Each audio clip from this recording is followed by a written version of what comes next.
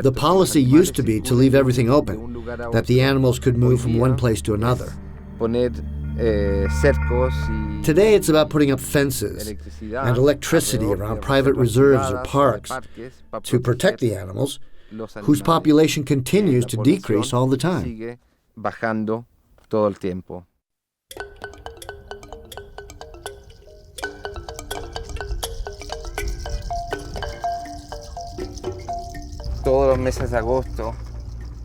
Every August we go to Masai Mara to camp and watch the wildebeest migration.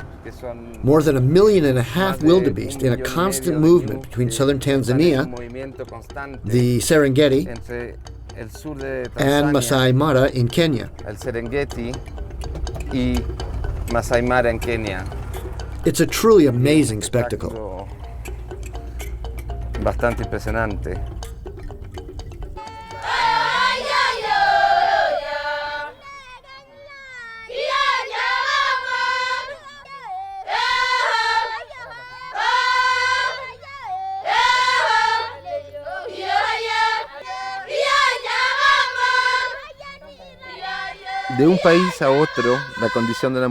The situation of women varies from country to country in Africa. In Kenya, for example, even now, it is the woman who does everything.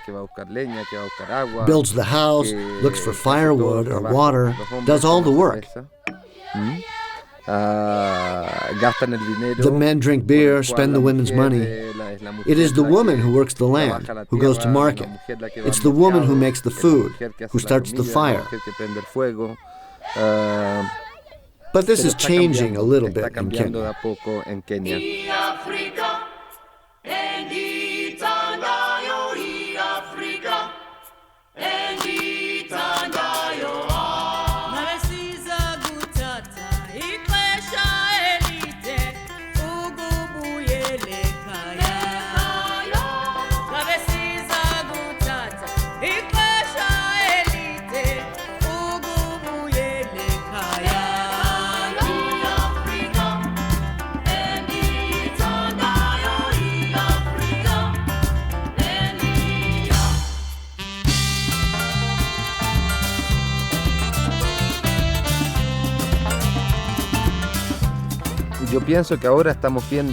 I think that now, seeing the last herds, the last wild spaces remaining in Africa, that this is going to disappear in the next 20 years or so.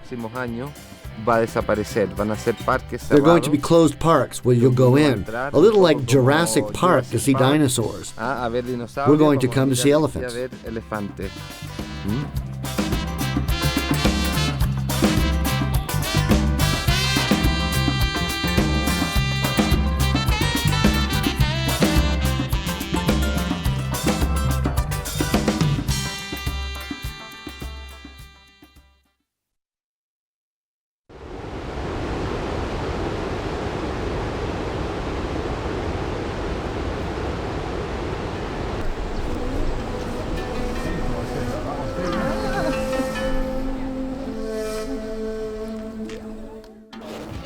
A survey taken in the year 2000 among young Americans and Europeans showed that for 80% of them, the word Africa was associated with the idea of death, darkness, and the fear of the unknown.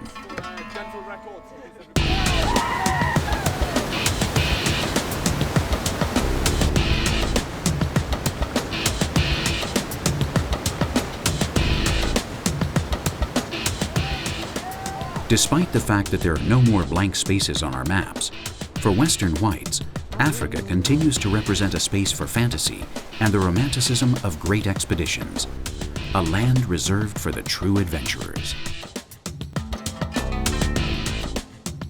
In 1995, we gathered some rafts and we came to Rekhi, the Nile River. We got here on the 7th of July. We took some rafts down from the source of the Nile. First ones to scout the river, and it was very viable for commercial rafting. So from there, we set up a company called Nile River Explorers.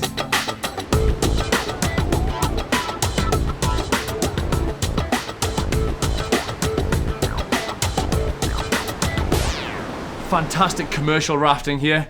which perhaps may be threatened by the building of the new dam. But as far as kayaking goes, this is potentially one of the best rivers in the world. It's warm, it's got everything you could possibly want. There's perfect play waves, there's good people, there's cool beer.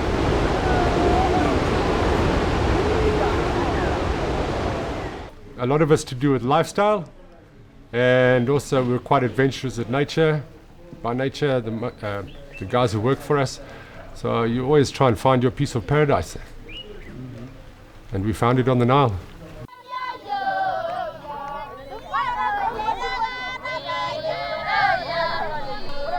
Paradise and hell. This is what we try to find in Africa, the continent that satisfies our mythological expectations. And another of our myths is that of the noble savage. The Maasai of Kenya well know how to take advantage of this need. Each day they receive hundreds of visitors, before whom they perform a folkloric pantomime of their culture. Everybody wins. The Maasai get paid, and the tourists get the dose of exoticism their trip requires.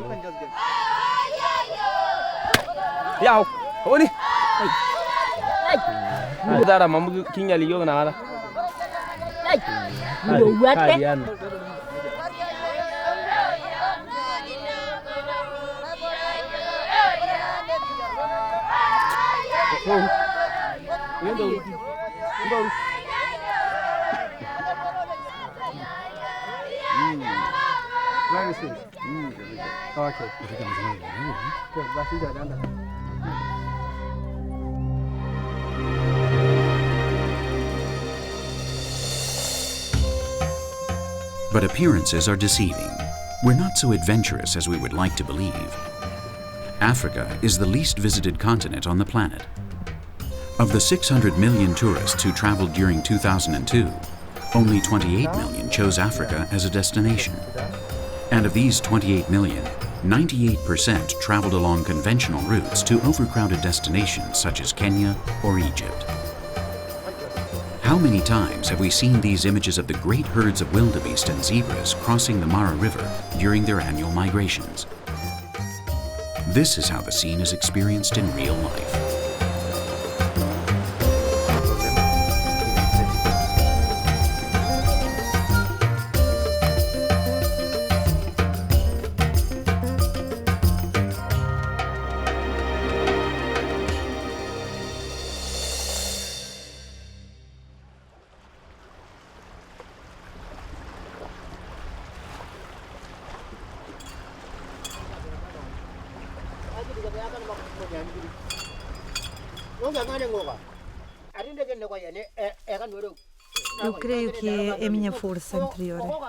I think it's my inner strength that allows me to live here.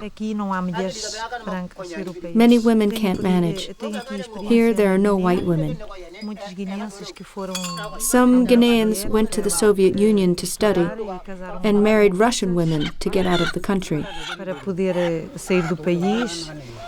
those women couldn't live here. It's very difficult.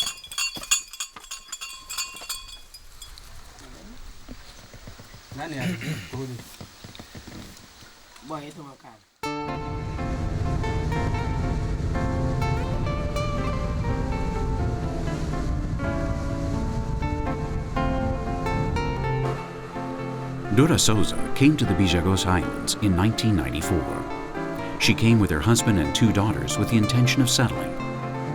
They started a small hotel and restaurant to serve the few tourists who traveled there.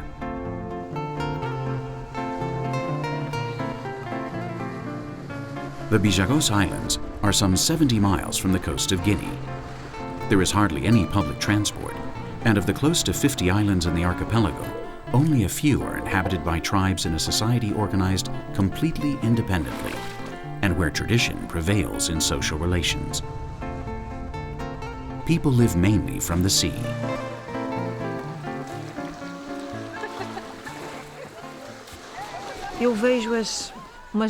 I see the girls working. They're the ones who run the house, who earn for the boys. They're the ones who do everything, because the men don't do anything.